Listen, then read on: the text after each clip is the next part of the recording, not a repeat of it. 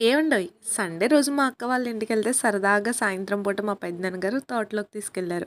తోట ఒక్కటి మాత్రమే కాదు, అక్కడ పొగ తోట కూడా ఉంది. తోటలో అన్నాక వాతావరణం ఎంత బావుంటుందో మాటల్లో చెప్పనక్కర్లేదు కదా! మనకసలు ఈ పొగ తోటలే కొత్తనుకుంటే, ఇంకా కొత్తగా కవర్లతో పెట్టిన తోట ఒకటి చూసాను. ఇది ఎవరిదో కాదు మా వాళ్ళదే. అలా చేనంతా కవర్లు పెట్టేసి, చిల్లులు పెట్టి వాటిలో మొక్కలు నాటారు. దానివల్ల యూజ్ ఏంటంటే కలుపు తీసే పని ఉండదంట. సో, దానివల్ల రైతుకి లాభమే కదా! కలుపు లేకపోతే మొక్క బాగా ఏపుగా పెరుగుతుంది. అదే కలుపు ఉంటే మొక్క పెరగదు. అలాగే ఆ కలుపు తీయించడానికి చాలా కూలి పనులు అవుతాయి కదా! అవి కూడా మిగిలే రైతుకి. మరి వాటర్ ఎలా వెళ్తాయి కవర్‌లోకని మీకు డౌట్ రావచ్చు. మొక్కలు వేసే ముందే పైప్ లైన్‌లు కప్పెట్టి అప్పుడు మొక్కలు నాటుతారనమాట.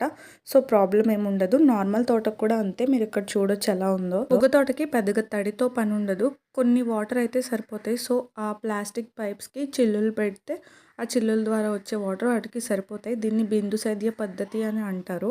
8థ్ క్లాస్ ఎన్ఎస్‌లో ఉండేది ఈ బిందు సేద్య పద్ధతి గురించి. ఇదివరకు ఈ పొగ తోటలు నీళ్లు పెట్టడానికి చాలా కష్టపడేవారంట. వాటర్ ఎక్కువ అవ్వకుండా చూసుకోవడానికి కూలీలను పెట్టడం అలా. 2014లో చంద్రబాబు గారు గవర్నమెంట్ వచ్చిన తర్వాత ఈ బిందు సేద్య పద్ధతిని రైతులకి ఇంట్రడ్యూస్ చేసి ఆ పైప్ లైన్స్ అవి కూడా సబ్సిడీ ద్వారా వాళ్ళకి ఇస్తారనమాట. ఎవ్రీ ఇయర్ ఎకరానికి ఇంతని ఇస్తారు. ఇది ఎంతో మంది పొగాకు రైతులకి బాగా ఉపయోగపడుతుంది. ఎందుకంటే కూలి పనులు తగ్గుతాయి కదా! ఇది ఎప్పుడో నవంబర్‌లో షేర్ చేయాల్సిన వీడియో. కానీ ఇప్పుడు పెడుతున్నాను. పోన్లేండి నెక్స్ట్ సీజన్‌కైనా యూజ్ అవుతుంది. ఈ వీడియో యూస్‌ఫుల్ అనిపిస్తే అవసరమైన వాళ్ళకి షేర్ చేయండి. మళ్ళీ నెక్స్ట్ వీడియోలో కలుద్దామే. అంతవరకు బాయ్ బాయ్.